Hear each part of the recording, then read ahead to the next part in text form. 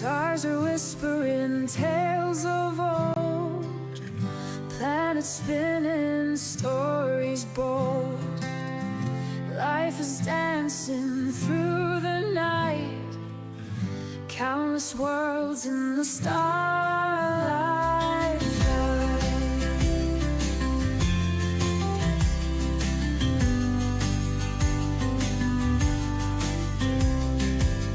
Galaxies full of mystery, infinite in their history. Beyond our dreams and our sights, life blooms in the cosmic lights, dancing on the edge of space. Take me away, feeling the universal grace. In the dark our hearts ignite, life across the endless night.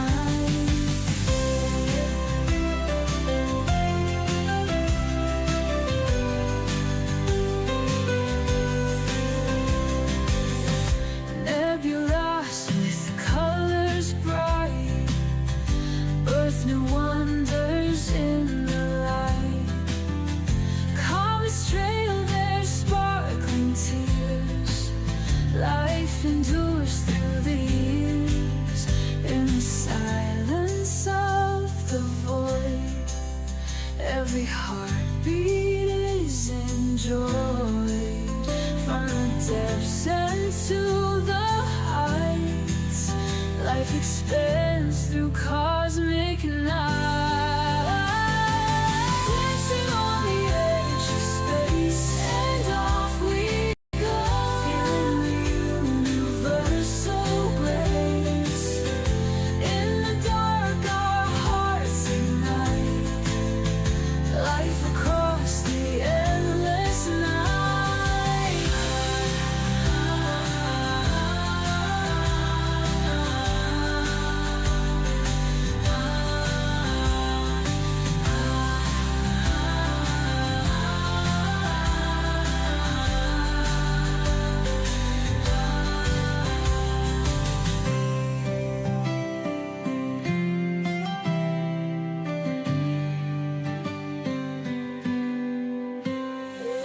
Dancing on the edge of space, and off we go, feeling the universal grace. In the dark our hearts ignite, life across the endless night.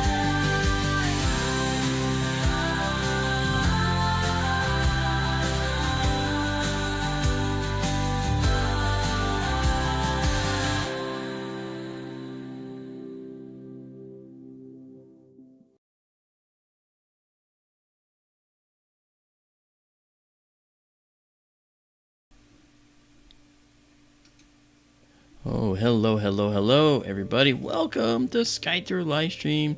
It is I, whoever I am, Mark D'Antonio. I'm here tonight, again alone. I've got to get Daryl on board. I didn't even consult him tonight. I just wanted to do another night here just to keep my focus on the telescope system.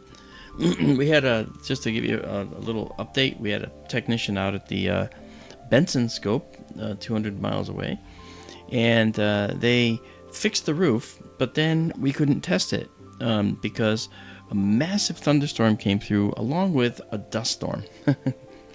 So it doesn't seem to make sense, does it? Dust storm with a massive rainstorm, but that's what you get in Arizona sometimes, and that's what we got.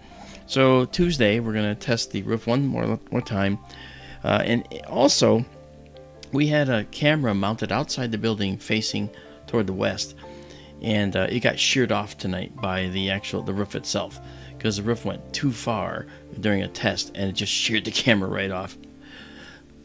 So that's a bit of an issue, unfortunately. So we'll replace that camera and everything. Shouldn't be a big deal. But I want to welcome you all here. I want to say hello to Carl Becker, who was number one. You're the number one man tonight, I'll tell you that. And we have Tiffany Echo. Tiffany, where you been? We've missed you very much. And then, of course, the Goblin, who's been a previous prize winner. Hein Cherry is with us tonight. And let's see, Daisy and Zoe. Nice to see you guys. I haven't seen Lane in a while. You guys are slacking. Just kidding. And then Sam S is with us. C&D boy, how you doing? And then I think that is the tally so far. Marco's with us. Hey, Marco, how you doing? Nice to see you. And look at that. Kathy Pernisic is here, too. KPT. Oh, no, KP1949. Nice to see you. Yes, the moon is out. This is our moon is roughly first quarter here. And first quarter means 1/4 of the way around the Earth in its orbit. So when it's there, it's basically sideways to us when the sun is to our right. And so therefore it looks half lit. It's just past first quarter because that curve, you can see the curve. At first quarter, it looks straight up and down to us. And Cape Fear, North Carolina is where Marco is. Nice. Very nice. Thank you very much, Marco. Stuffy's with us. Good to see you, man. And Hickory, North Carolina. Yeah, I like when people tell us where they are. We get people from all over the world, and it's really nice to see that. This moon image that we have here, it's just a placeholder for now. I mean, it's the actual moon image. Yes, I can move us around, and it'll actually move the moon in the view because the moon is in the view. Okay, but we are going to move now because the moon is where it is in the sky, and I'm going to show you where that is. So I'm going to bring up our planetarium and zoom back out here and come down here to the southern reaches. Okay. All right. There we go. You can see where the moon is. I told you last night or night before when I streamed, I said the moon would be in the Milky Way, and it's going to be too close to anything good here to look at because even at a first quarter roughly moon, it's bright enough that it makes a problem for us. So if we try to look at some of these things, we won't get the faint nebula, and that's something we do want to get. So that said, I'm planning on focusing all the way up here in the Cygnus region and even farther north, okay, at some of the other objects up here. And the first object that we'll look at, and I always like to do this, I'm going to go to this beautiful double star up here. This is Alberio.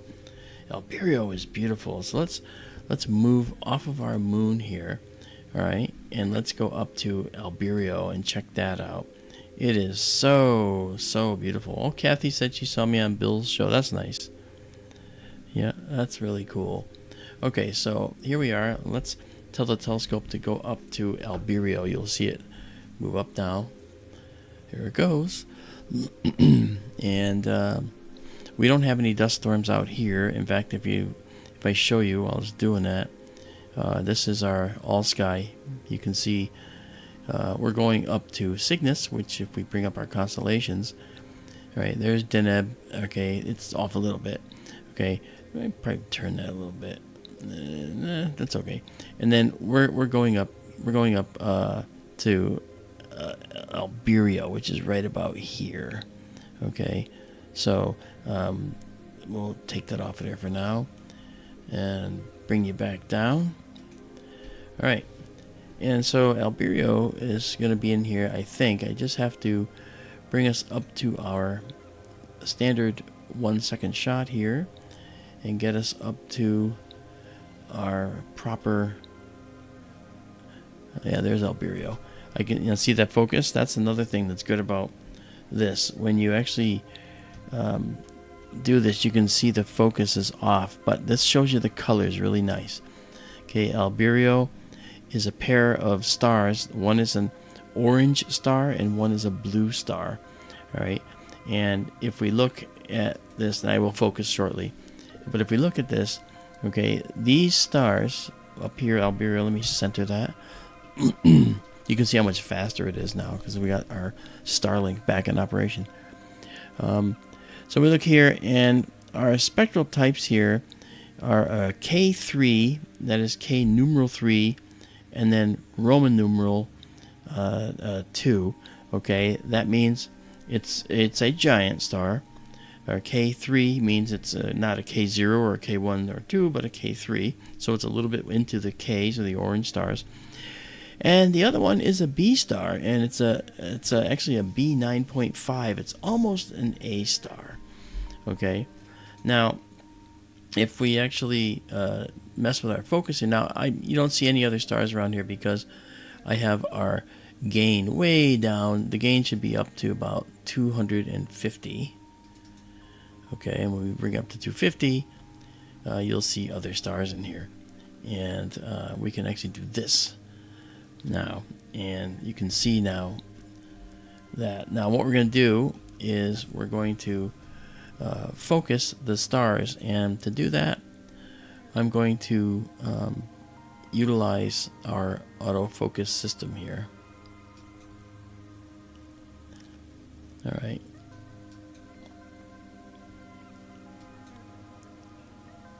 I would like to anyway. Where is it not doing it?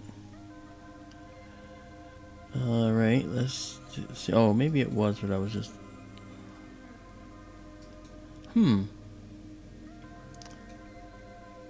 Okay, well, it's not giving me an error, so clearly it's doing it.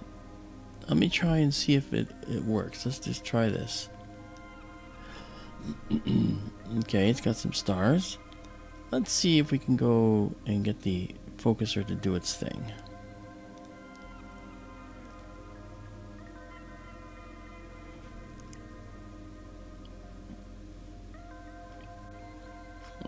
I guess I should have tried this before, huh?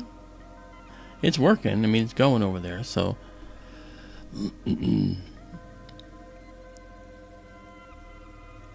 Alright, we're going to just focus here. And I might be going the wrong way. I should have been going the other way. Yes, I am. I'm going the wrong way. So we're going to come out of that and go in the correct way. Let's reset that. Interesting. It's not listening to me. So what I have to do is figure out why. And to do that, we're going to start it all over again. And that usually solves the problem. Don't know why it was working fine a moment ago, but of course, as soon as I go live, it screws up. Okay, so we'll be back connected here in a moment. Let's hope. There we are. And here we are. And let's make sure now that I can focus. There we go. Let's see.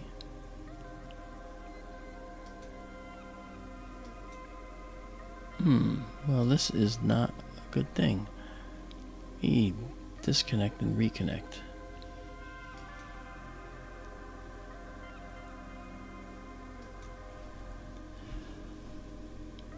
Yeah, a night filled with such hope, and then this happens. Am I missing something here?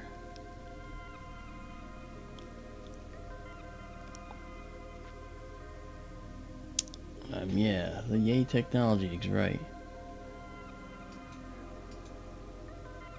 Why is it? It's like this is not paying attention. But I can disconnect this guy. I can disconnect the telescope because it highlights. But the focuser isn't looking like it's attached. Let's see if we got any error messages anywhere. No, we don't. That's weird. And no error messages. This is not on. I can't turn it on. Wow. Well, this is new. How about that? What if I try to click anything in here and nothing's working? Yeah, Goblin says, just talk amongst yourselves. I don't understand. The focuser was working. I'm going to try it this way. I'm going to do this. See if we can at least get this part working. I'm going to go and try this. I'm going to go negative. We're getting some stars. And as we go negative, the stars should get smaller. If to get larger, I gotta stop it and do it the other way.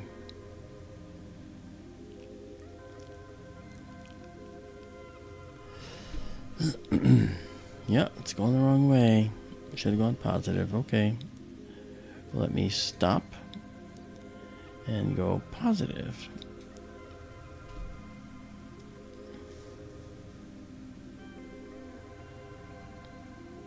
Why are the buttons not working? That's curious. I'll have to talk to Robin, who's the author of the software, and see if he has an idea why this might be doing it. Oh, now it looks like it wants to work. Or does it? It might have just been making the change. Well, it's working now anyway. It's starting to go positive on us, which is what we want. Now we get more stars. We can zoom out a little bit here. Okay. Never say die. Gotta have workarounds. Gotta have workarounds. Okay. Alright. I probably should have reset so these numbers don't get in here and confuse us. But we'll get close, then we'll figure it out. So this will work in just a minute.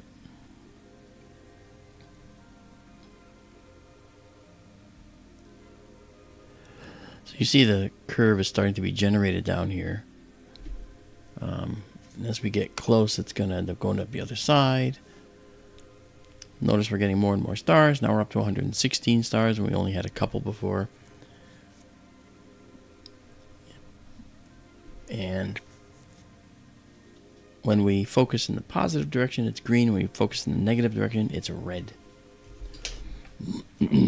So wait it out. This is looking good, though. It's getting better. We still have a little brightness in the sky, but some of that's from the moon. There's Alberio right there. Beautiful, beautiful image. So this is bottomed out now, so we're coming out of focus, and we should be seeing the curve go up. There, we already got our focal point. The curve has been calculated. And we should have our best focus now. So we can just say best focus. And it's moving to best focus. There we go. Yeah, it's going to come out and then come all the way back. That's how it works. All right. There we go. Now we are focused. So if I get out of that,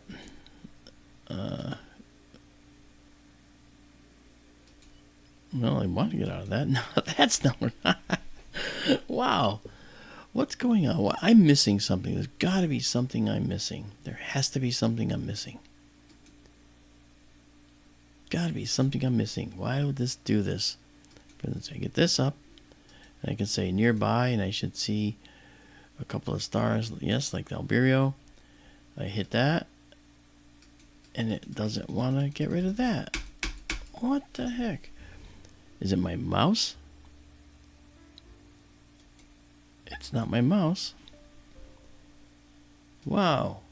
That is really something. Now I have to hit this key to bring it back down. And maybe I can hit this key to get rid of that.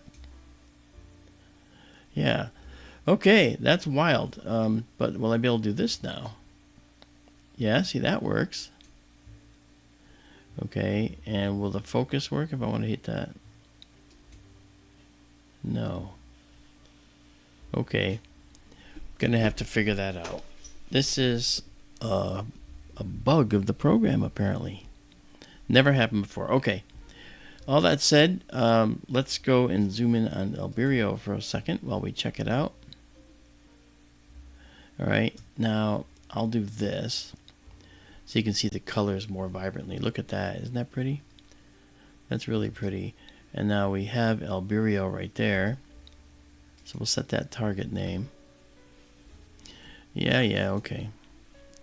Alright, so we set the target name. And we'll do that right here. Good, that works. Then I can't, I can get rid of that. That's weird. Okay, so some of it's working, some of it's not. I don't know why. Maybe there was an update I don't know about. Uh-oh, that could be bad. I hate updates. They mess things up. Okay, let's pull out of this here and go into our full frame view right about there. And let's do a low light view of all this. Look at all those stars. Ah, it's really pretty.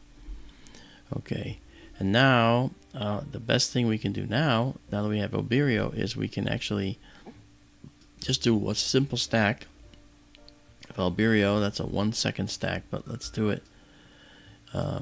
Let's try a 1 second stack and see what that looks like. I've never done that. It's a star with some really pretty colors, so it's kind of good to do this. Let's drag this over. Alright, there's our black level. Let's pull that over here, just to the left of our curve. Color correct, and then we will actually let it give us what it thinks it should do. Alright, yeah, that's a lot. Too much. Let me get rid of this additional stuff here. And now we're looking at something pretty. Do a little color correct. There's a lot of nebula and stuff in here. But that's really pretty. And I'll just move this up to the center for now. Okay, so we have 21 shots of this right now because we're doing it at 1 second intervals. So that's neat. And what we'll do is we'll save it. We have it targeted already. We have it named. And we'll save exactly as seen. Okay, so now Alberio is the first item in our list tonight. And let's check out something else. Let's now move up and go to this star called Sadir or Sadir. All right, and it's let me just zoom in on that to get that right, because we didn't go to Sadir. We went to an inchworm cluster near Sadir. There we are. Now we'll go to Sadir, and we'll get rid of this. How are we going to get rid of that? Because I can get rid of it. Somehow that works. All right, let's bring this up. Okay, there's Sadir. Now, zoom out because I want to show you what's going on in here. Oh, actually, we are pretty far out. So right now, what we want to look at is out here. So I'm going to move Sadir up here. All right, to do that, we're going to move to the east, which means we're going to move the telescope to the left in our field of view here. Okay. All right. Now, so far, it just looks like stars. But I'm not telling you everything. But if you look at it, especially while it's moving, you can see something here. And that's what we're going to look at. All right. And we're going to do, first of all, is send that up to the north a little more. There we go. Okay. This will be the first time we're looking at this part of Cygnus with this particular camera. So we've got more pixels in here than before, so this picture may look very nice. Alright, we're going to put Sadir, like I said, in the upper corner. Here we go. And we're moving thousands of dollars of telescope around, so you know, we're not going to rush things. Now, I want you to pay attention to this area right here after we take this exposure. Now, right now, we're searching up there. You can see searching, okay? And we're actually getting our coordinates, and we're going to start guiding. And there we go. Guiding has begun. And now what we're going to do here is we're going to do a 25 seconds exposure. That means 25,000 milliseconds, which is 25 seconds. And meanwhile, down at the lower right, you can see our nice progress bar over here, okay, in the lower right. And we're going to go out of our low light mode here. with all these stars, one of which may very well be, or many of which may very well be planetary life-supporting stars. And now this is going to go away. That's saved. And now let's actually see what it is we got. First of all, we are already much smaller, but we're going to move this black level. Look at that. So now we get to see this incredible view. Now these halos we see with the wide field system. All right, and this is a beautiful nebula. And in fact, the red is actually too vibrant. I got to cut it down a little bit. All right, there we go. That's a little better, actually. A little bit higher. Maybe right there.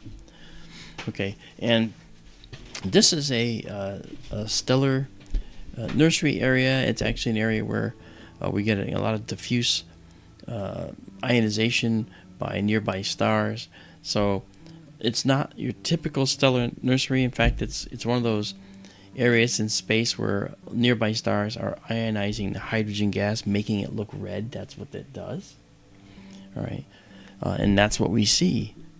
Okay, now we have 3 exposures captured here. We'll keep going a little bit. I want to show this area for you.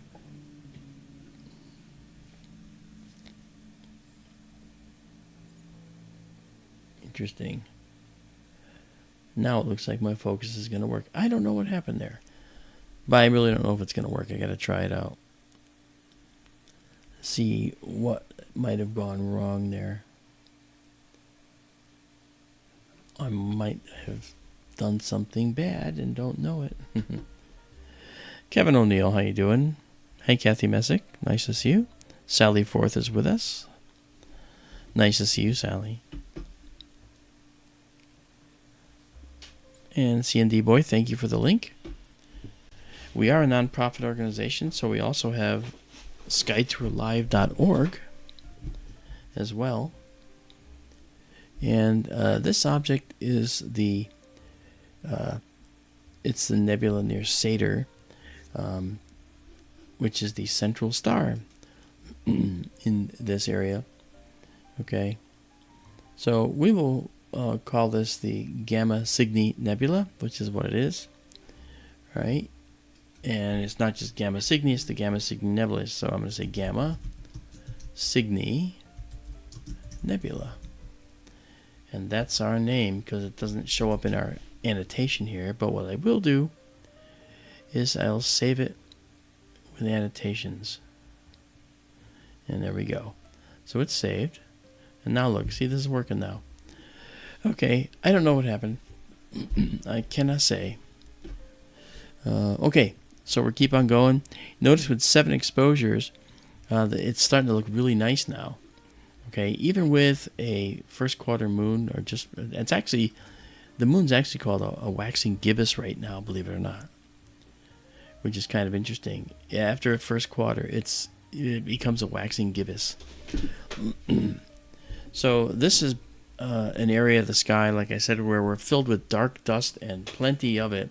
This is all dark dust in here. It's not a void between the nebula. This is a dark dust cloud that bisects a nebula behind it. All right. Same here. This bisects this fainter nebula behind it. That's why this is about the same brightness as this, because behind this cloud, this is all the same brightness in here. But this is a cloud of dust that is actually obscuring this. Same here. All right. Very well done here. This is looking nice. This camera's doing a nice job with this area. I'll just give you a little bit more here so you can see it. All right, now I can pull this in. This is called a push, when you actually move the dark level and this mid-level closer to each other, because you're actually adding a lot of extra detail back. But if you go too far, look what you get. See, it just looks, now it's too noisy. So using this mid-level line, this mid-level adjustment, is extremely crucial to getting the right look. Very nice. Okay. And when the moon's out, we always keep on color correcting because every exposure has a little tinge of, look at that, see? Color correct now brings in more nebula. A little tinge of extra material, extra color comes in when we actually have the moon out. And sometimes it's the wrong color. In our case, it was more blue. Because the moon has a blue, the moon has blue light around it when it's full. It's the same reason that we have blue sky. The moon is reflected sunlight, and the sunlight is actually being scattered. The blue component is being scattered by the moonlight too. So the moonlight blue component ends up going all over the place around the moon, and so we see that beautiful little ring of blue around the moon. 13 shots here. We'll go to 15. As I said, we're heading up into the north, and where we are right now, if we look at our system here, we're way up north. Okay, the moon is way down there in the Milky Way. We're way up north here. Here. We're going to go into some of these areas here, which is really cool. And just to repeat, in case you didn't hear it, we did have our technician out in the Benson Observatory today. I was hopeful that we'd be able to have Benson up and running tonight, but we couldn't do the final test of the roof because we had a very heavy thunderstorm come through, followed, as happens in Arizona, by a dust storm.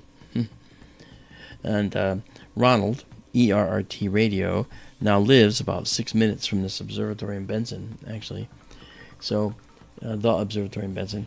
And he said, you got a dust storm here. The sky is orange and brown. He's never seen a dust storm before. Welcome to Benson, Ronald.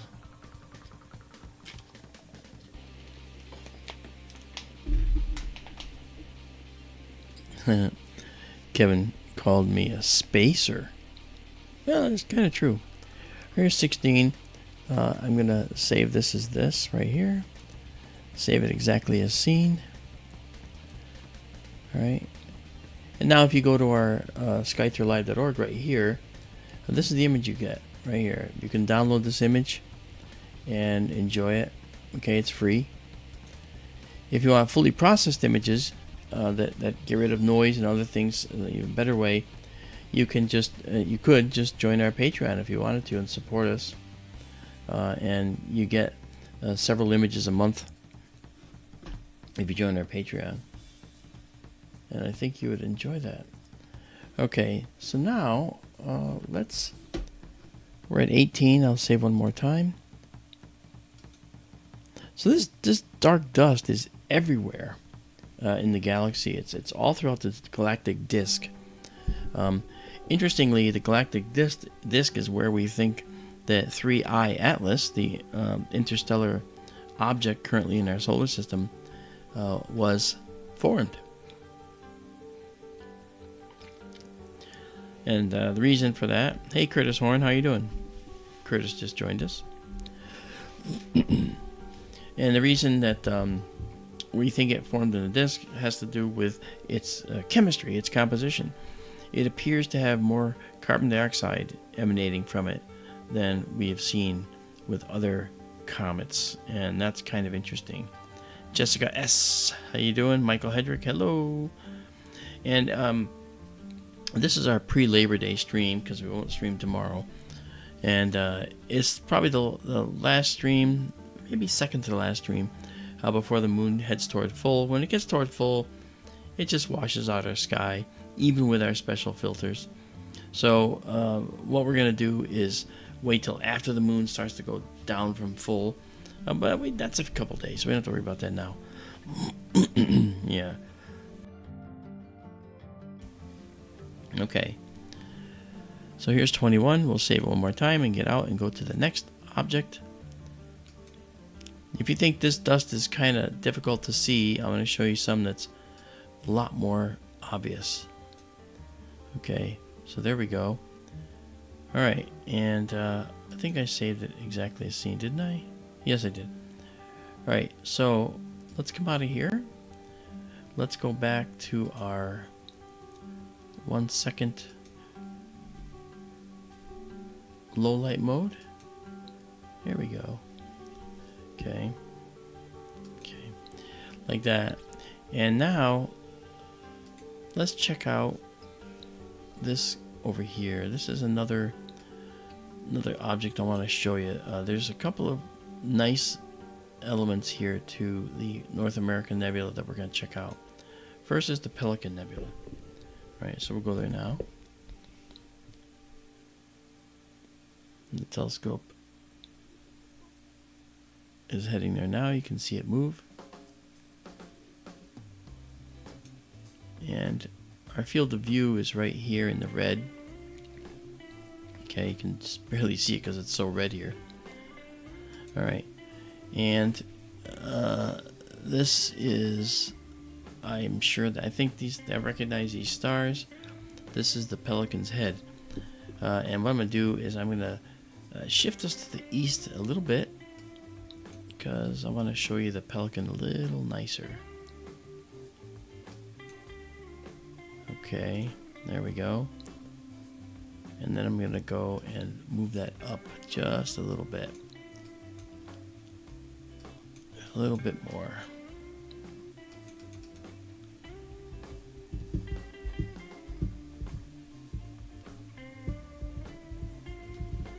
Here we go. Okay, so that should be pretty good. This is a very bright red nebula part. You can see that there. And we're searching for our guide star right up there, and when we get it, which is now we're going to do something else. We're going to do a 30-second shot here. And this 30-second shot will take in all this and just add it up and make a beautiful image, because we are guiding. So now we're going to get out of this low light mode, go into our deep sky mode, as we always say. And the last image will be visible. This is the Gamma Signi Nebula. That star at the upper right is Satyr, S-A-D-R, or Solder. Mostly I call it Satyr. And this will be replaced by a new image of the Pelican Nebula. And the Pelican Nebula is the precursor. You can see just below it, you're going to see this beautiful dust cloud. Okay, here we go. So this is all dust in here. Now, yes, it doesn't look very good right now, but there's only one image captured here.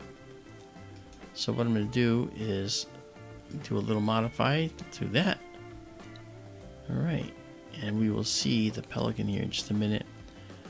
I'm going to increase this. Alright, this is the Pelican's face. See the eye? Okay, there's the beak of the Pelican. You know. So we have two that have been stacked so far. And we're going to pull this black level up near the top of the curve like we always do to try and there you go, enhance. I think one thing I need to do here, I'm about to make this look a lot better. Okay, watch the screen. Watch this. Okay, watch now. Ready? Boom. There we go. So I've made this look a lot better all of a sudden.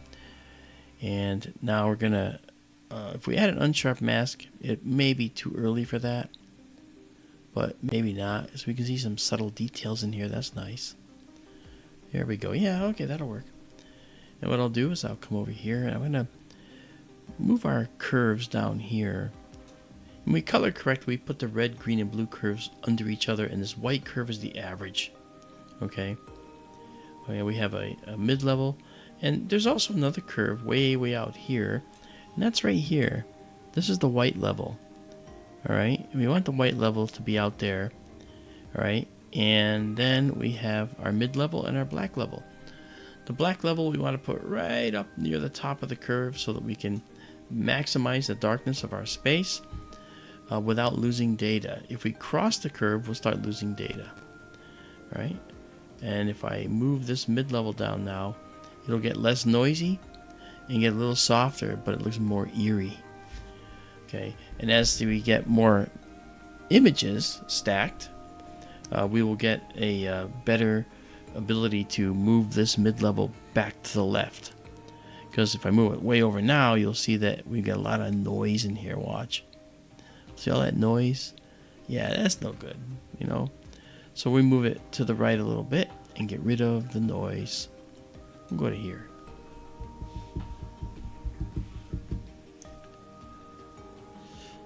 Okay, Michael Hedrick has a question. Yeah, and let's see. He says, please forgive all caps. That's okay.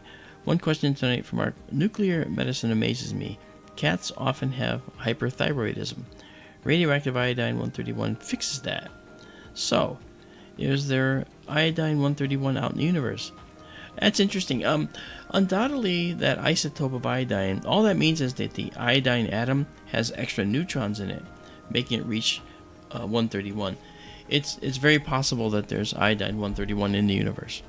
You know, just like there's carbon-12 in the universe. We use carbon-12 for dating ancient artifacts and things. All right, but yes, isotopes are very common, and you're here because we have isotopes in the universe. By the way, all right, it's looking good now. All right, so what that means is this: if we add some extra electrons into a atom, all right, what that does is that makes sure that the atom is still the same atom, but it has a different mass to it. Neutrons have no charge, so adding neutrons into the nucleus is an easier thing to do than adding another proton into a nucleus. All right, but the nice thing is we can spontaneously, there is a spontaneous mechanism that can turn a neutron into another proton while it's in the atom. And that process is the reason you're here. Okay, it's called beta decay. And it happens when one of the quarks, me, I'm like out of focus all of a sudden. It happens when the little particles that make up the protons and neutrons and electrons, or the protons I should say, and neutrons, change. The quarks that make them up, there's 3 quarks per elementary particle. Okay, a proton has 2 up quarks and 1 down quark. All right, and the neutron has 2 down quarks and 1 up quark. Now, the quarks have different charge, and in the proton it adds up to +1, and in the neutron it adds up to 0. All right, and so if you can turn that one of those quarks to an up quark in the neutron, you now have a proton, and that's what we get. And that is how other additional elements in the periodic table are made. And this process is something that's really really fascinating, you know, because without it we wouldn't be here. I'm going to save this image with annotations. Okay, there we are, and I set the target name already, so we're good. That's the Pelican Nebula. Once again, here's the back of the pelican's head, there's the beak and the mouth and the pouch down here. That's what they say. James Dugan, how you doing? How are things down under? Rascally, what's going on? Good to see you. So this is the rest of the pelican that we can see here, but I want you to notice over here. See all this dark? Again, that is dust that's blocking what's behind. So this nebula that's back here goes like this. It comes all the way through here, all the way through here, and this dust is in the foreground obscuring what's behind it. So you're not seeing the rest of the nebula behind it, and it makes an artificial shape out of the nebula behind it. So this is all foreground stuff, with this being background stuff. Look at this beautiful subtle color change here between some of the dark dust and the hydrogen emission line there that makes this red color. Wow, this is neat. Okay, so let's color correct a little more. There we go. Yeah, it looks good. Now I'm going to do this. I'm going to take this out for now, so let's bring that down. Okay, so you can see the entire image. And we're going to fit the height in here. Okay, so now we have the entire height of the image that we're looking at right here. That's really pretty. Look at that. Star Traveler, how you doing? Good to see you. Thank you for joining us again. It's nice to have you back. I haven't been saying any of this time, but I put up a TikTok video of our look at the Trifid Nebula the other night, and I'm going to start making a lot more of these TikToks. So if you haven't visited and followed me on that, could you please do that? I would absolutely.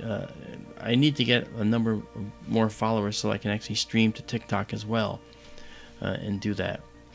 Very important to stream to TikTok for us because we're trying to get a specific number of people so that we can actually help with our metrics and our analytics. It's very, very helpful. I feel like I'm begging, and I'm sorry about that. I just would love to be able to, have 1 million followers, and have 1 million subscribers. I just don't know. I just don't know if astronomy is that exciting to 1 million people. I think it is. Star Traveler says, I appreciate knowledge on Trifid surrounding dust reflection, not O3. Correct. That's right. In that Trifid TikTok I did, I actually didn't mention the.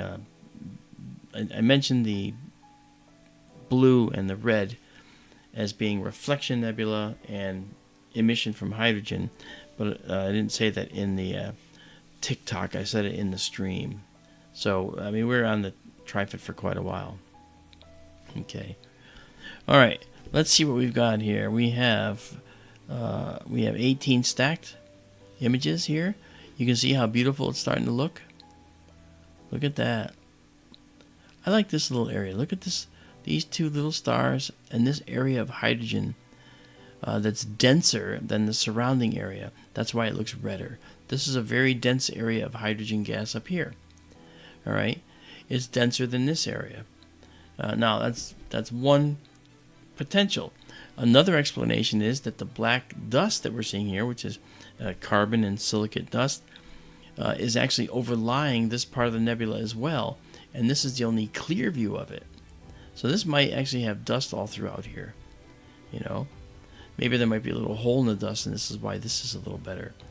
So that's something that can happen too. We see that a lot. All right. Okay, so let's bring back let's dock this again, and we're gonna save our 20 frames here. Save exactly as seen. All right, now that's the Pelican Nebula. Hope you enjoyed that, because now we're gonna go check out something else, and we're gonna get our low light mode back again, because that's important to do for this, so we can move around and see a little bit of what we're doing. All right, you can still see a little bit of the Pelican here. All right, so now we come back to our planetarium, and we're gonna back out here. Okay, let me do one thing here. Okay, we're good. All right, so now that's the Pelican. What we're going to do now is come to this area here. This area right here is called the North American Nebula, but there's a specific region. It's called the Wall, and we're going to just go to that region.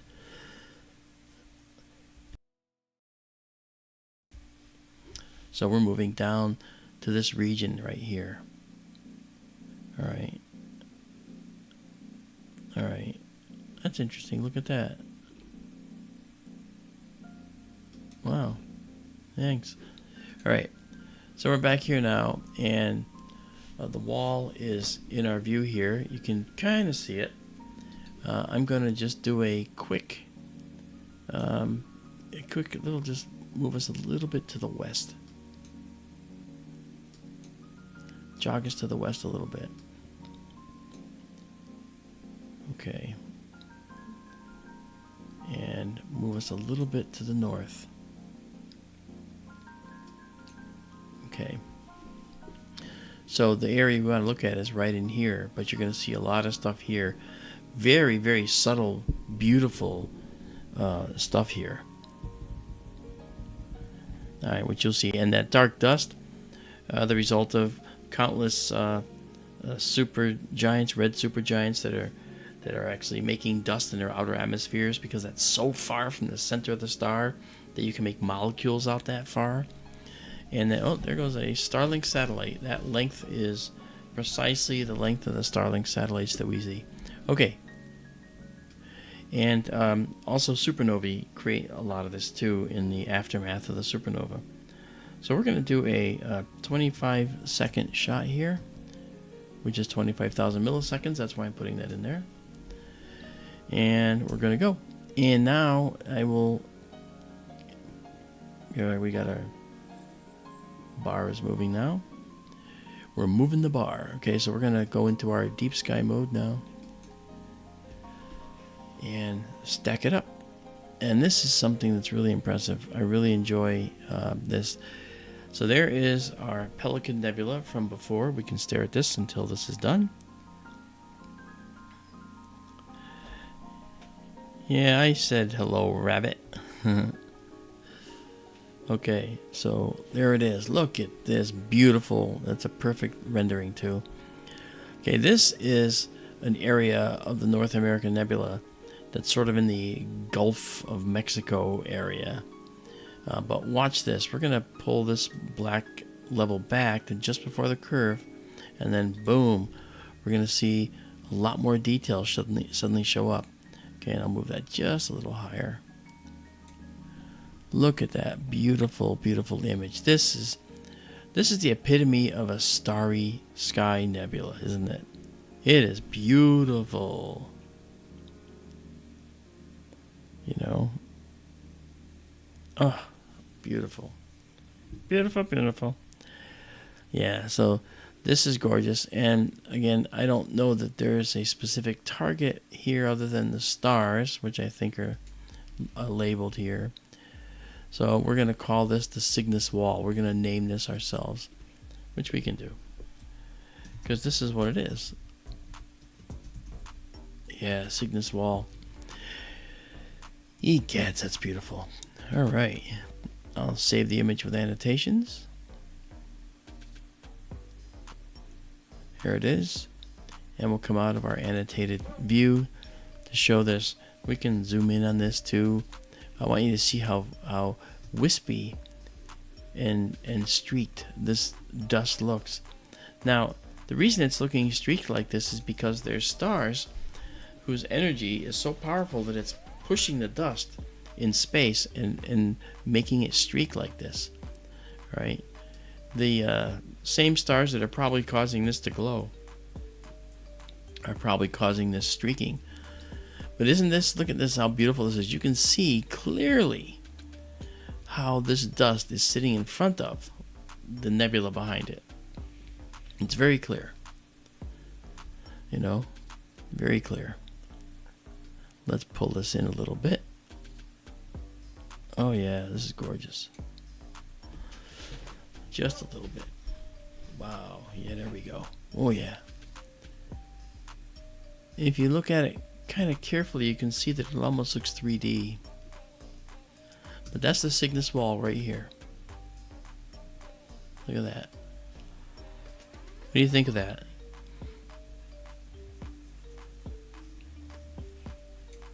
Star Traveler 29 says, my forecast changed from clear to cloud, so I'm here. Okay, sorry to hear that. In that regard, I wish you weren't here, because then you'd be maybe taking some photos and stuff. Thank you, C&D boy. He put up the link to skytourlive.com, skytourlive.org.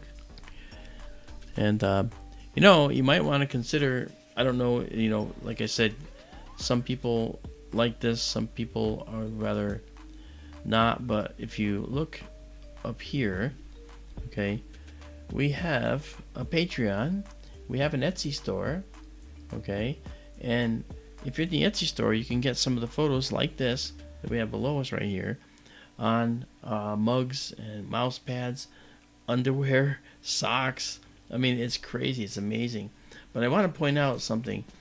This is a pillar that's been created in this nebula. In this nebula by stars that were very, very powerful stars that are pushing away gas and dust, like we said. And you can see streaking here. This streaking is very obvious and very much the result of stars and stellar winds that are pushing stuff around. And that's what's cool. These little details in here, when we look at this stuff with the Benson telescope, it's funny, our field of view is actually about the size of this, let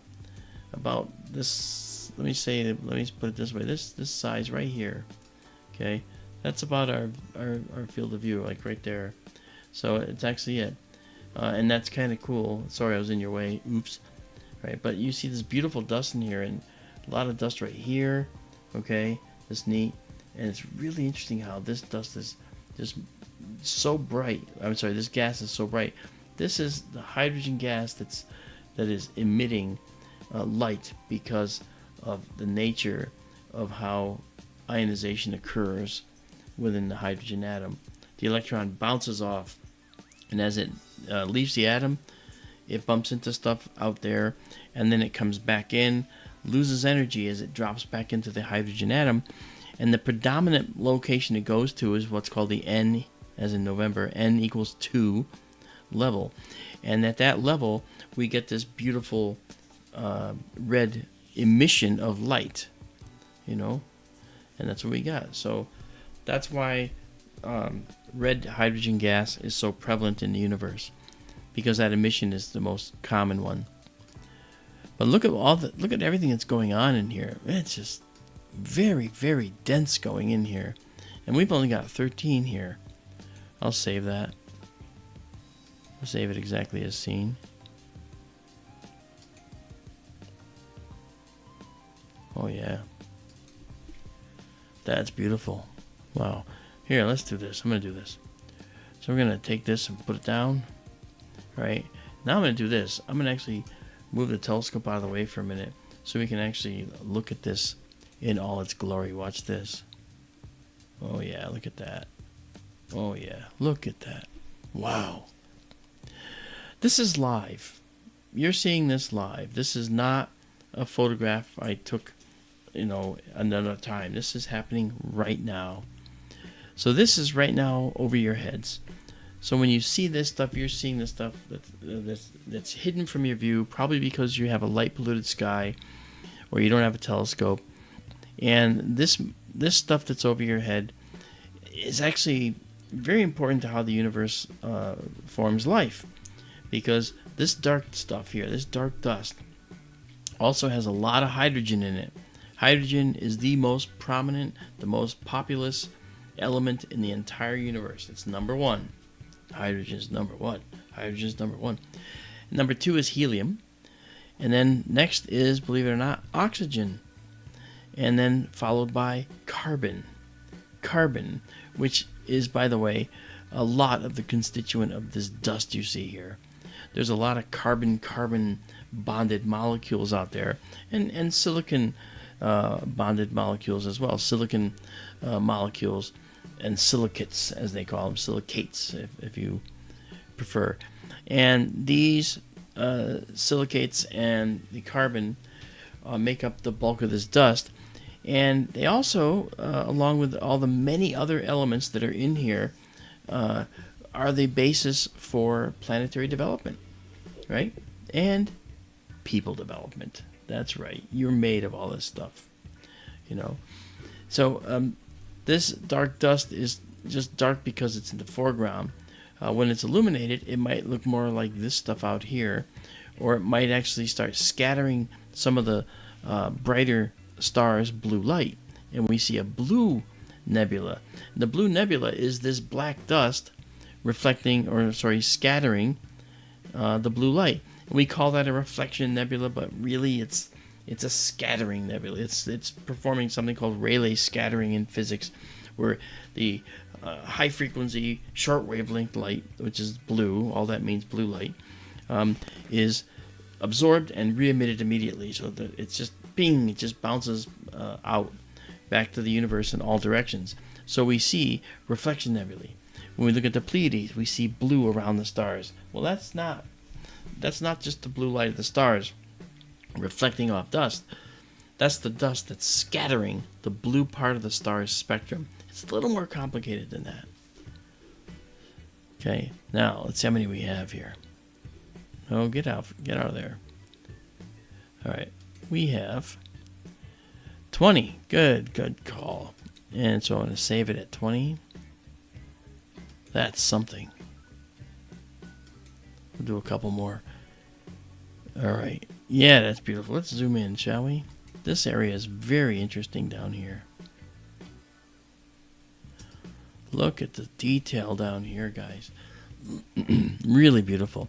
Now, the Benson scope is a narrow field scope. So we see just a small, we see like just this. Okay, and it's a perfectly square field. But this telescope has a more rectangular field. And when you saw the moon earlier, you may notice that our telescope field, when we use this particular telescope, is 3 full moons across and 2 full moons tall. All right, and that is the size of the field with the particular camera we're using, which I can show you right here. We go to cameras. We're using the ZWO ASI 183 MC Pro. That's the camera I picked. And the reason I picked that camera is because that gives us something called the best arc second per pixel value. And so I got that camera. The other one we used, the 294 MC Pro, it wasn't good enough. And so this scene looked a little more muddy and not as clear and crisp as this does. So, and by the way, if it doesn't look clear and crisp, I think you should change the 1080p resolution. So in the video on YouTube, just change it to 1080p and it'll look beautiful. Oh, this is beautiful, yeah. Okay, let's redock our stack. Now, for those that may not know what I mean when I say stack, I'll just say it real quick. We take an image, and then we take a second image and align it with the first star to star and stack it on top of it, and we make an image sandwich this way. What that does is it brings subtle detail out like this right here, okay, or the subtle detail right in here. This subtle cloud becomes more crisp and clear. When we took one exposure, this was kind of noisy in here, but the noise is different every image. So if you keep stacking the images, the noise averages out and you lose noise, and that's what we've done here. We've lost noise. Okay, so we're going to go to 27. We got about 3 seconds left, 1 second left, and we now have 27 images right there, and we can save exactly a scene. Yeah. All right, and now we have the Cygnus Wall image, which is now available to you in our skytourlive.org site. You can go there, and when you go down, scroll down, you go to Take Me to Cool Images and read the details of how to do that, and you can get to this very directory, download this image, and enjoy it. All right, because hey, if it's nothing else, I want you to enjoy. Let's bring the telescope back now. Okay, I like wiping things around. All right, so now we have everything back on what we're looking at, and it's time now. To do more. Now, James Dugan says you could do a few hours on this, Mark, for even more detail of the dust. Oh, you're absolutely right. You're absolutely right. And I would do that when I'm not doing a stream. I would do it when I'm doing a private observatory session, because I don't think anyone wants to sit here and watch 10-minute exposures go by one after another, right? Because I might be here for like 6 hours letting it just tick off exposure after exposure to get detail. And so I do the the beautiful, this is one of my favorite locations in the sky, by the way, is this guy right here. This is many light years long, by the way. Okay, many light years long. Jeez. Yeah. Wow. Okay. Tim Mothman, how are you? Tim the Mothman, I guess. Or Tim who believes in Mothman. That's cool. I know other people that do. Okay, 31. We're going to save this.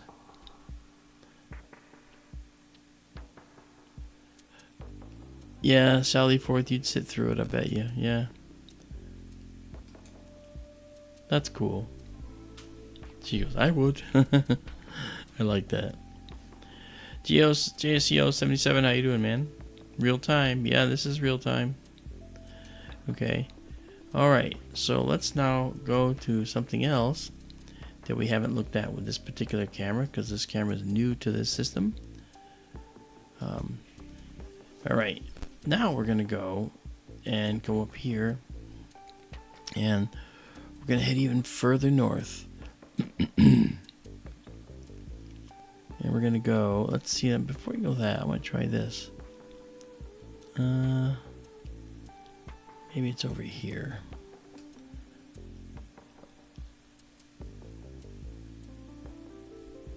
Yeah, it's over there. There it is. Okay, we'll try it. Let's see if we can look at this. This is called the iris. Telescope's going to tip way back. There it goes. And we'll see if we can get the Iris Nebula. Ooh, hey. There it is. Okay. So we're gonna, here we are. And now what we're gonna do is we're going to move a little to the west here. Okay, and we're gonna raise this object up toward the center of the frame. Notice how there's a little, it's fuzzy. There's a reason it's fuzzy, and I'll point it out, because what we're going to show you is the dust in this region of space, and this star is an indication, or a location I should say, where dark dust has been illuminated by the star, and it's not going to be so much a reflection nebula as just, a scattering nebula, so much as just a true reflected light nebula. And we see both a reflection nebula near the star and then a reflected light nebula all elsewhere around here. All right, so we're searching for our guide star. We'll get that in a couple seconds. Meanwhile, I'm going to make a 35-second exposure here, because we want to get this, and we're at 250 gain. And just to share with you something that's kind of important, and I want to make it clear. The most important fields, I should say, here is this one called exposure and this one called gain. Okay, right here. All right, these two. Exposure is how long we're going to expose, and gain is how sensitive we're going to expose. We're going to make the sensor. So 35 seconds at a gain of 250 will show us some beautiful things, but 250 is a really high, not really high, but it's a somewhat high number. This camera can go up to 600 gain, but we get a lot of noise. And at an exposure of 35 seconds, the longer the exposure, actually the less noise that we'll get. It'll average out. Okay, so that said, that's pretty cool, and we'll be able to do this now. So 35 seconds and go. Alright, so we've started and we're guiding just fine, and now we're going to go into our live stack, and I want to show you this build up. This is a most incredible object in the night sky. Okay, well, this is my favorite object in the night sky. Someone asked me that yesterday or the other night, and I guess I didn't really remember that this particular location is literally one of my favorite. But it is. Tim F, what's happening, brother? Yep. All right, so here we go. Let's take a look at the Iris Nebula. First shot. There it is. Doesn't look like much. All right. But we're going to color correct this area here. Get our curves under each other. And then we're going to work on getting some of the detail honed. So I'm going to take this down a bit. It's going to look like it's reducing the data, but I want you to see in here. Now again, it's only one exposure. Once we get to like 10, then it's not going to look this nasty anymore. You're not going to get this stuff. We zoom in, you can see it. Okay, here is the center. The brighter it is, the clearer it looks almost immediately. But look at all this modeling. Okay, this modeling, is a problem, and it comes from the sensor being at 250 gain. If I went to 500, this would be a mess. Okay, so moving back out, you'll see something interesting happening, and that is you'll see a bunch of stars here, but you're also noticing where there's almost no stars in here, are there?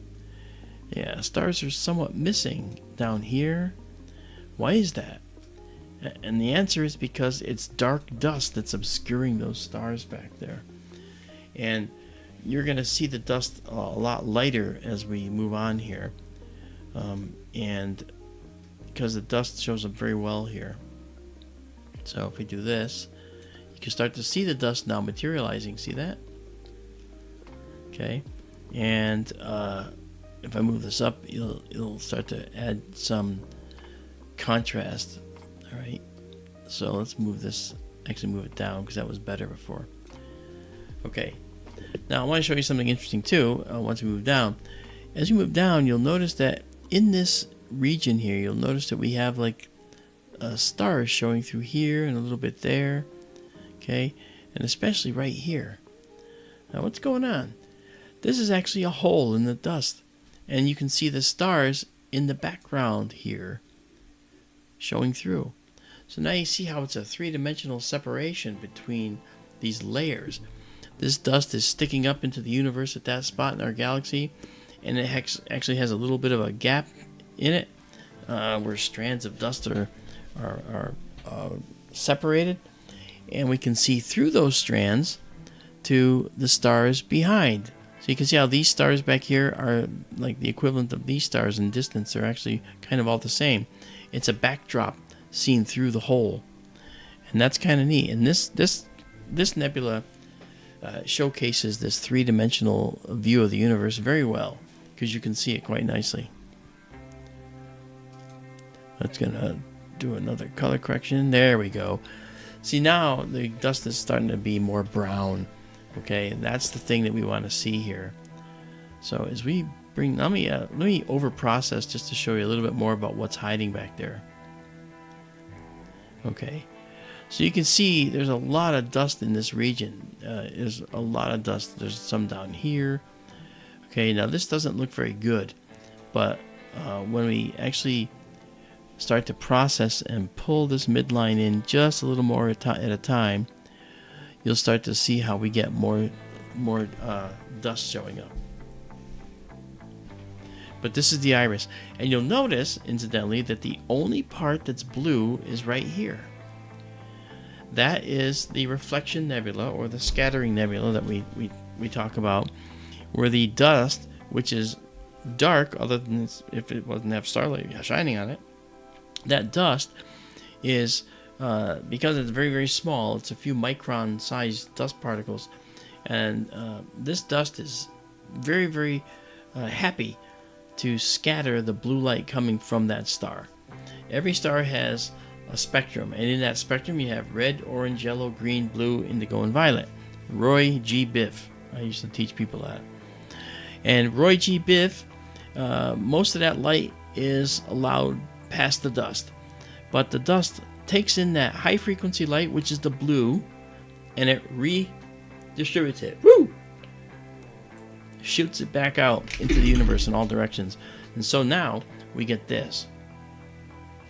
We get a blue Reflection Nebula. All right, that's the name that we call it in astronomy, is a reflection nebula. But it's understood amongst astronomers that it's caused by scattering. All right, but I'm trying to be more clear. It's a scattering nebula. Yeah, but it's all dust doing that. There's very little gas in here. A tiny bit. If we zoom in, there's a tiny bit of hydrogen that is being, emitted right here. So we have a little bit of hydrogen in this region that's ionized by that star, but the star is not really hot enough to ionize a lot of the other gas around it. Remember, gas and dust are two different things, of course. So we're actually seeing just this dust being illuminated by the star. Let's back out a bit. Okay, and now you can see how the dust is starting to take shape. All right, let's do this. And let's ride up the curve here. Come right up near the top. Get it as dark as we can. Okay. And now you can actually see, now it's a little bit noisy, all right, but you can see how the dust is actually taking center stage here. It shows up better if we take it just a little bit behind, like this. See? Now you can see this dust cloud here. See that? Bet you didn't see that. There's a cloud of dust right there. Yep. There's a cloud of dust right here. There's a dust cloud right here.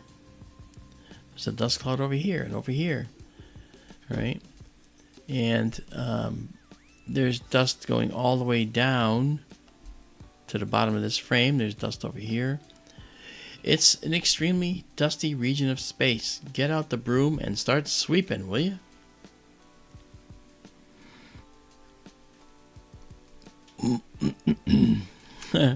Kathy says, I have so much dust in my house, I feel like I'm lying in a nebula. That's funny. Yeah, that's funny. I'm sorry you feel that way, Kathy. Let's see if we can color correct a little better now, get more of a view of the dust.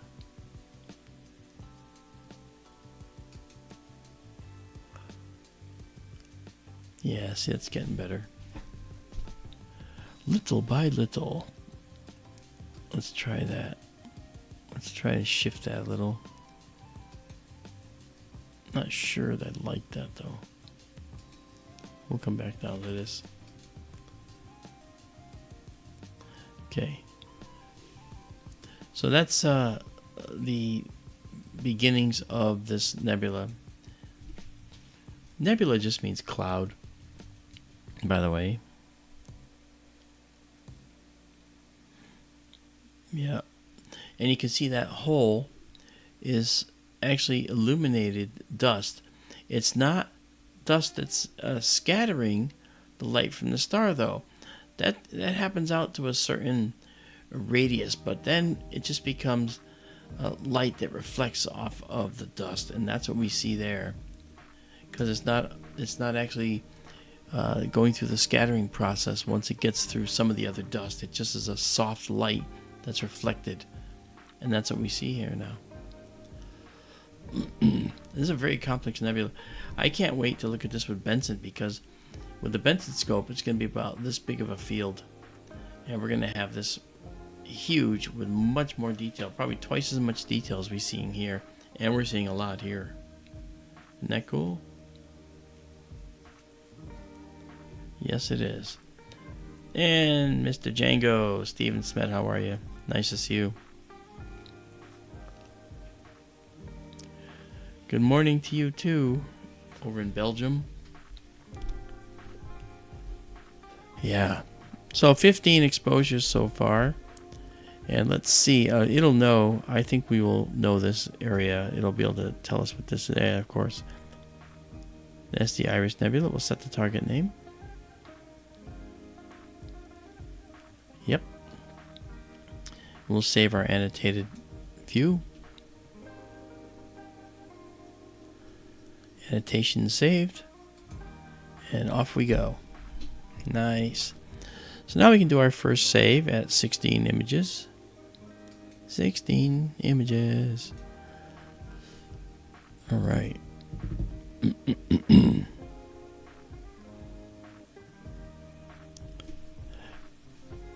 Hey, Mr. Django, where you going? Heading to the airport. That was like me last weekend. I was in Colorado under the darkest skies in the entire United States doing a sky watch and a lecture.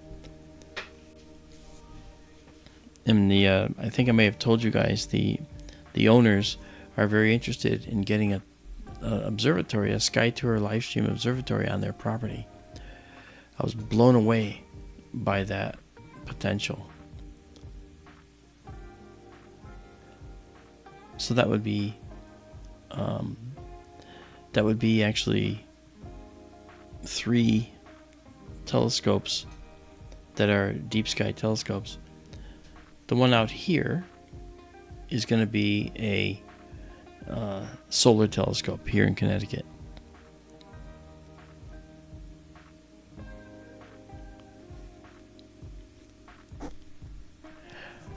I'm listening to, when I pull my ears out, I'm listening to something outside.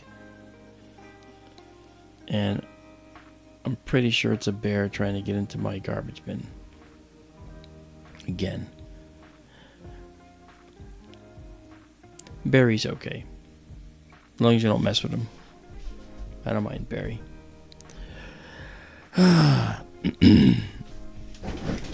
Sally says we got to make that happen. Yeah, we will. We will. And by the way, you guys, thank you for joining us tonight. If you could, head over to my TikTok, SkyTour Livestream TikTok, and follow, will you? I would like to get as many people as I can because I want to start streaming to TikTok as well. And start kicking it up a notch. Yeah, so we have 20 shots now. I'm going to save it. Save exactly as seen. And now let's zoom out and see what we got. Alright, let's do this. Yeah, see, it doesn't move that much when it matches everything. Now, if I... Now, with the moon out, this part of the sky is also a little bit bright, you know. So we're not getting the contrast between the dust that we normally might. But there's a lot here. And again, if we just do this and overexpose, you can see now the dust out here and here, dust all over in here, dust all throughout here. The brown shows up very nicely. Yeah, so there's a lot of dust. And that's over processing. Well, I'll show you. And that's over processing, but if I were to do this, alright, we can take it down, right? And if we just bring it back with our over processing, we can start to just basically go through the nebula layer by layer until we actually can see the dust even clearer. See that? Neat. Okay. And then this goes over here. Here we are. Excellent.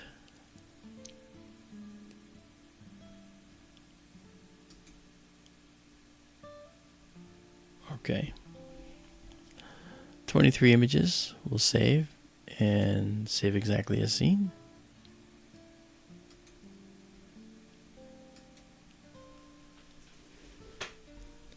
And the image that goes out on the server, which will be there in just moments, is this one. Okay, you can see all the detail in there. Okay. So we're up to 24 images. We'll do 25 and then we'll move on. So the next thing that we're going to look at after the iris, we're going to kick back a little bit. And we're going to go to what's called the Elephant's Trunk Nebula and check that out. Again, we're hiding out in the summer sky, or the summer northern sky right now, because we're trying to take advantage of the dark sky a little further to the north than toward the Milky Way, where it's a lot brighter and the moon is sitting. Part of me wishes the moon would be gone, but I do know that without the moon, there would be a few problems for the planet.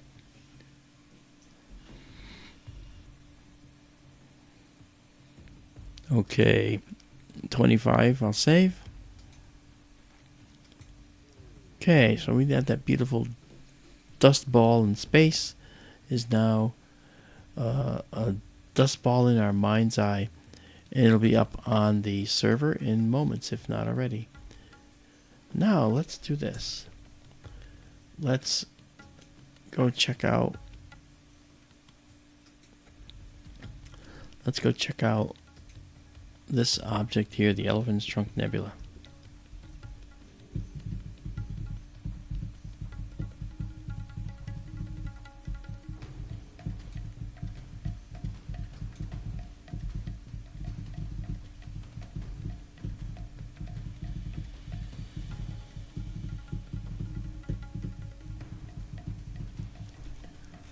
There we go. Now, I believe that the elephant's trunk is up here. I mean, it's dead center, but I want it a little further south because there's stuff I want to show. Okay, and we're going to go a little to the west as well. There we go. You'll notice just by looking at this that there seems to be a lack of stars in certain areas and more in other areas.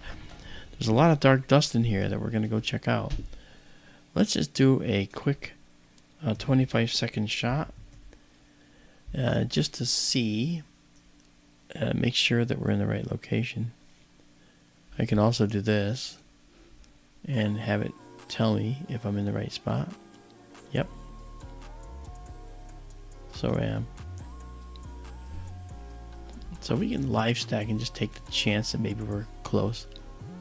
It's right by here. I know it is.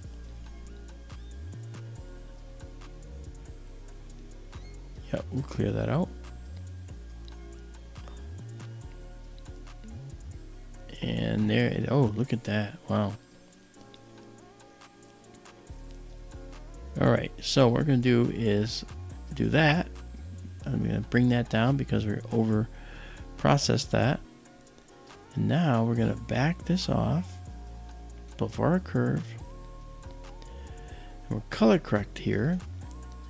And you watch the significant change in our view. Look at that. Alright, and then this guy here is going to be just a little further down. Yeah. I'll put that right up there actually. I hope you guys are having a good time. Star Traveler, I'd love to have an orbital observatory. Can you imagine my audience? Okay. And we're looking at two little stars inside here. This is the elephant's trunk right here. This right here. All right. That's the elephant's trunk.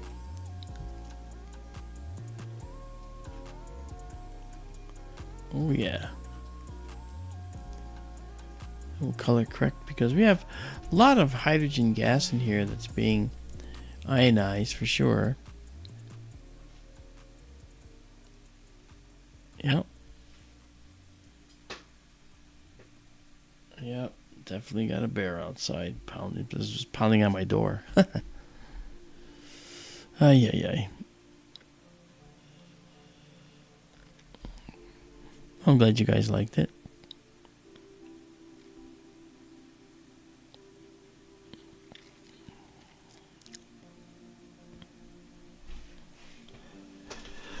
Sally Forth, I didn't mean I want the moon to go away. Actually, I don't really want the moon to go away. But if you think about it, even if the moon did go away, one thing that would stay the same are tides. We have tides here on our planet because of the moon, yes. But if they went away, then the tides would actually still exist. Do you know why? Who knows why the tides would still exist if the moon suddenly went away? And tell me about those tides and what we might expect while we're taking pictures of the elephant's trunk. I'd love to hear from you on this, guys. Give the bears a moment. No. Okay.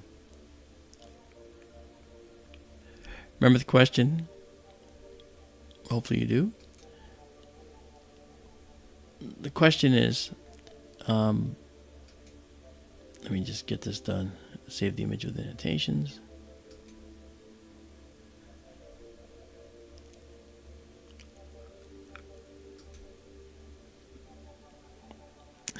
I wish okay,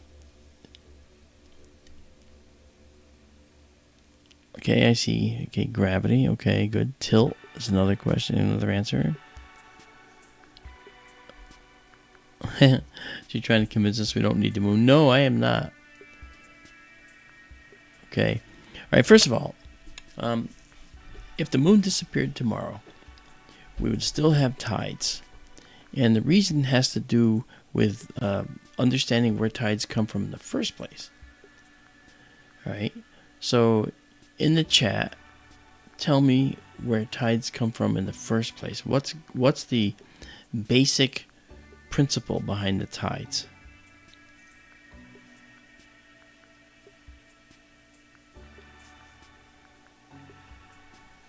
I will wait.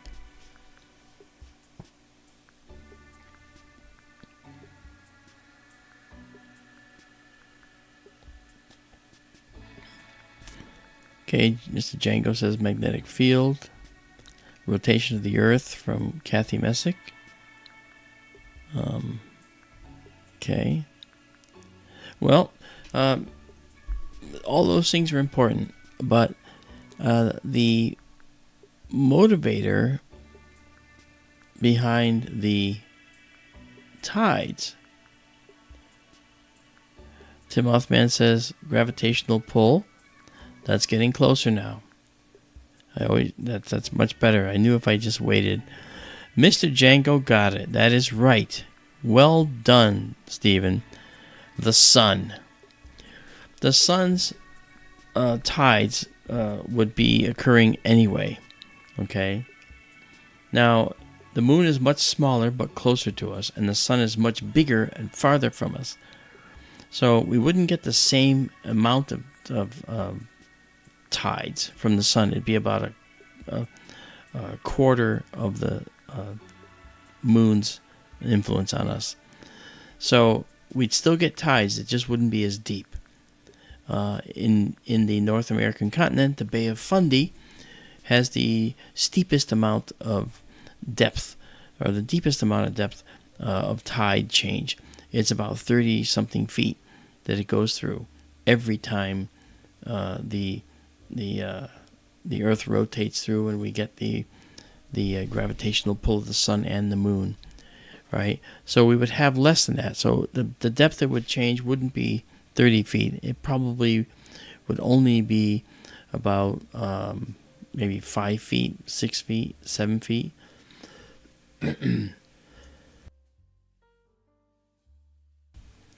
And that's the thing that is the governing principle, is gravity from the sun versus the gravity of the moon.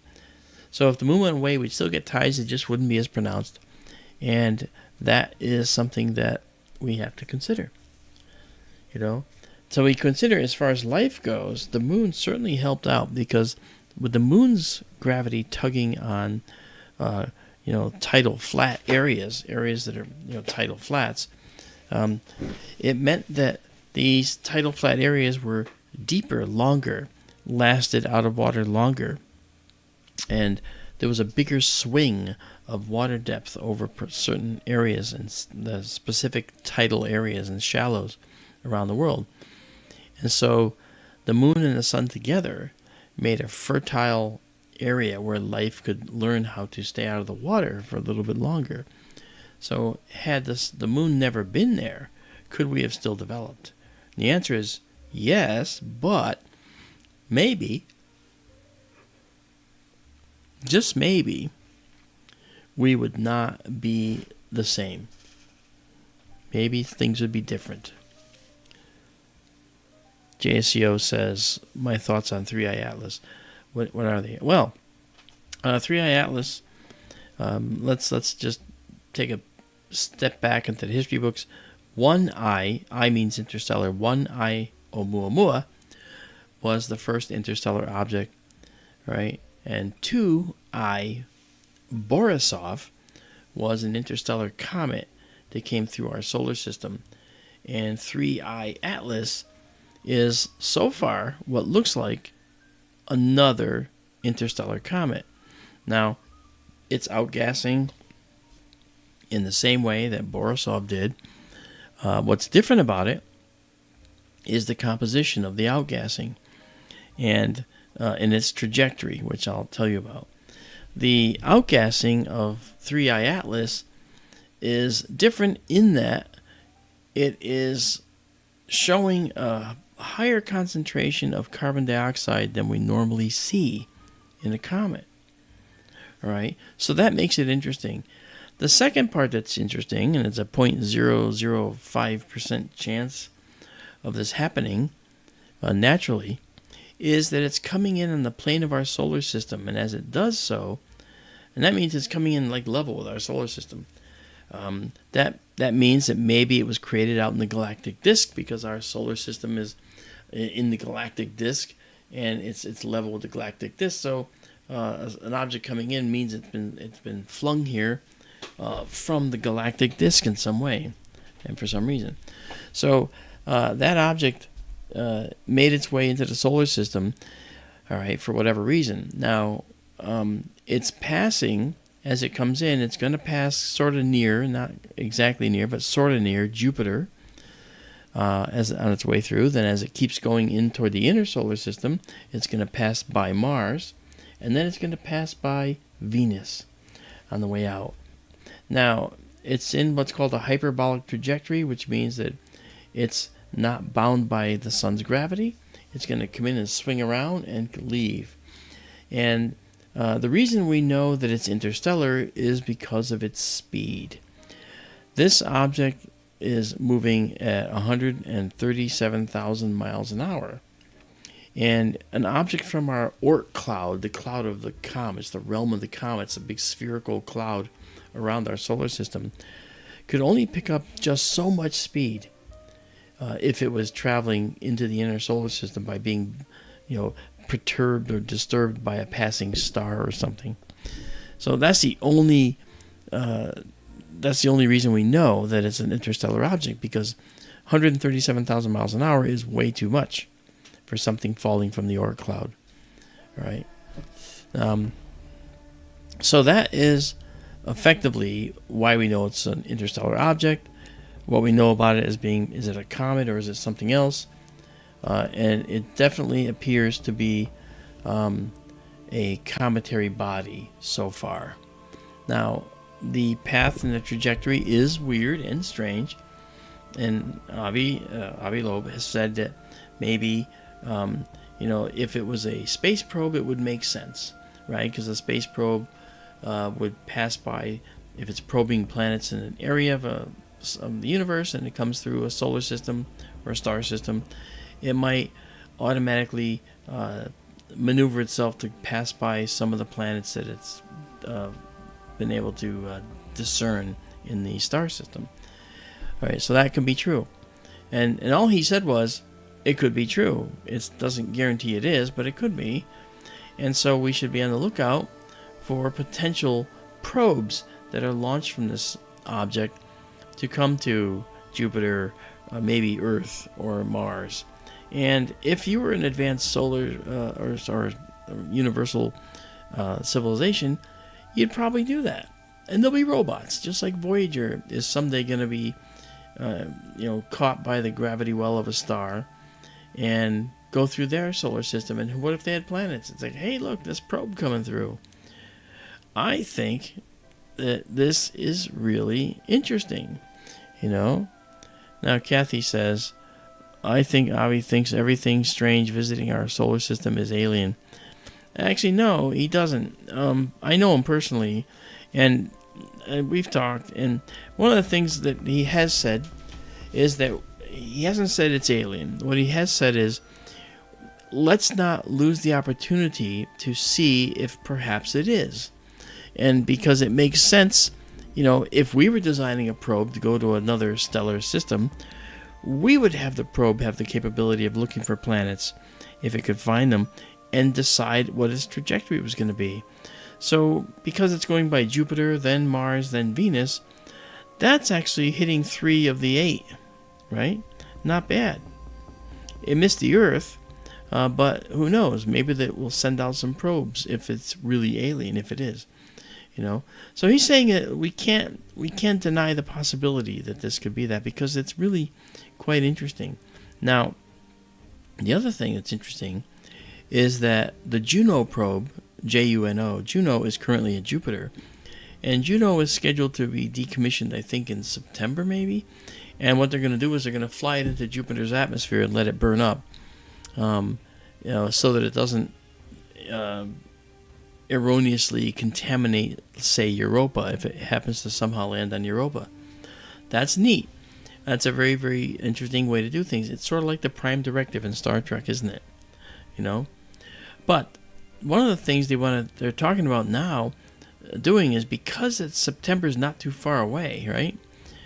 They're thinking, hey, what if we redirect Juno and have it use whatever it has for remaining fuel to put it in an orbit that will take it out to 3i Atlas and study it. Now, 3i Atlas is moving way fast, so it would only have a few minutes to actually see it at a close approach, and then it'll be gone for good. All right, but imagine that. So maybe we'll get that option, but we'll see. Hello there, Polly Rotterman, how are you? Nice to see you. Yeah, look at this. It's really looking pretty now. Okay, we have 25-second shots. And let's zoom in on the elephant's trunk over here and just check it out. Now here's something different. This camera allows us to see more detail in this stalk than we've ever seen before. Okay, that's really pretty. We can see really good details. Okay, this is called the caravan, this over here. It's just a dense knot of dust and hydrogen gas. So, inside this end of the elephant's trunk, look what's in here. We have 2 stars. And you notice this round hole? Well, these stars have created what's called a cavity. They have stellar winds, and they're pushing dust away in all directions, away from themselves. And that is why we have this hole in there. Stars, when they're born together or they're in an area together, they tend to, in a cluster, they tend to push away all the gas and dust. And if they're in a nebula, they put a hole in the nebula. Remember the Rosette Nebula? That's a good example. Does the same thing. The Rosette has a central core that is almost free of dust, because the central stars have pushed away all the dust and the gas. So all of the emission nebula, all of the ionized electrons leaving, or ionized atoms out there, are on the outer fringes of it, and very few of them are in the middle of it. Okay.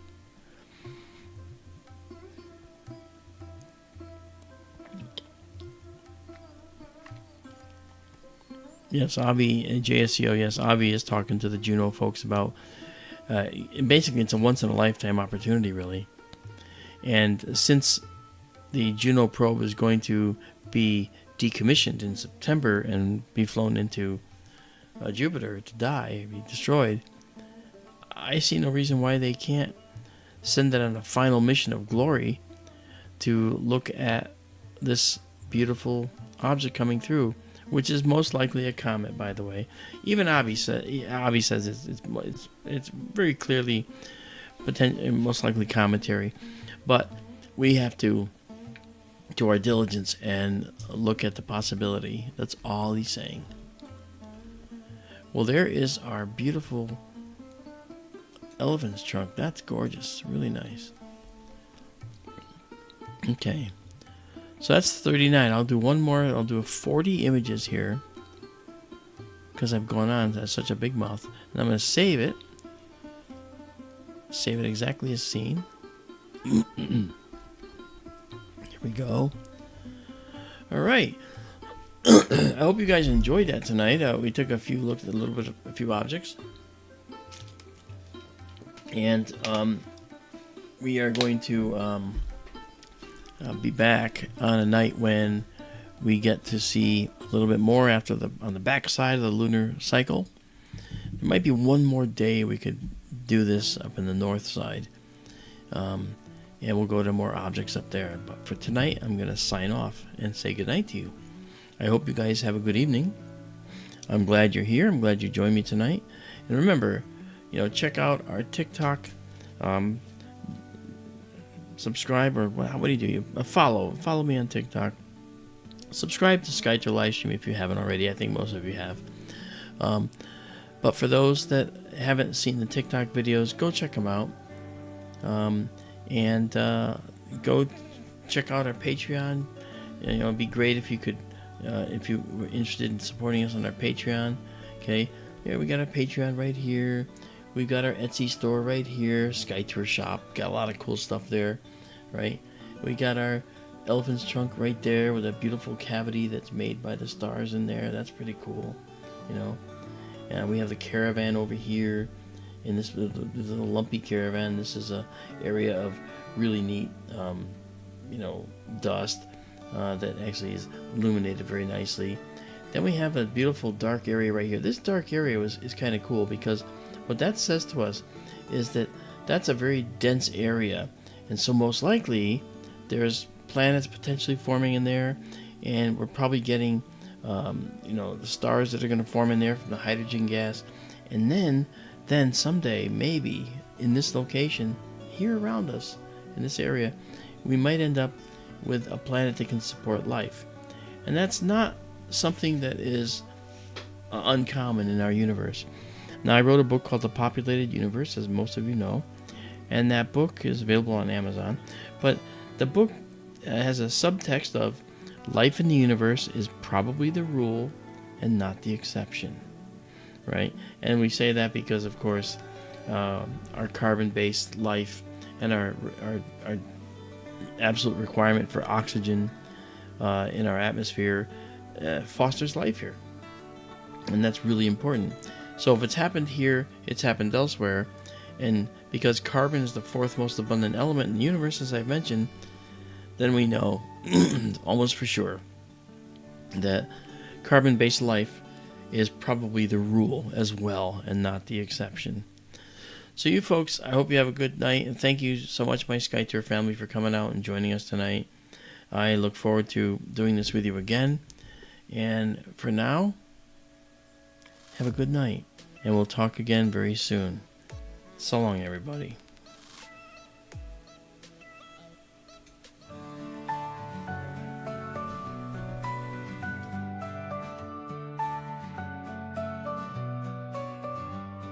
Stars so bright in the sky, on Arizona nights they fly. Nebulae in colors rare, galaxies beyond compare. Sky tour in the night so clear, brings the universe near. Real-time wonders to see, streaming light for you and me. Lift your eyes to the skies, universe in all its light. Sky tours bringing the views. Every night feels brand new. In the dark, the night unfolds, stories of the cosmos told. Through the lens, a distant dream, real like a gleam. Far away, up so high, across the stars beyond the skull. Through the lens, a distant dream, living real like a gleam. Lift your eye up so high, across the stars beyond the sky. Sky tour shows us the way, every night a new display. Lift your eyes to the skies, universe in all its light. Sky tours bringing the views, every night feels brand new.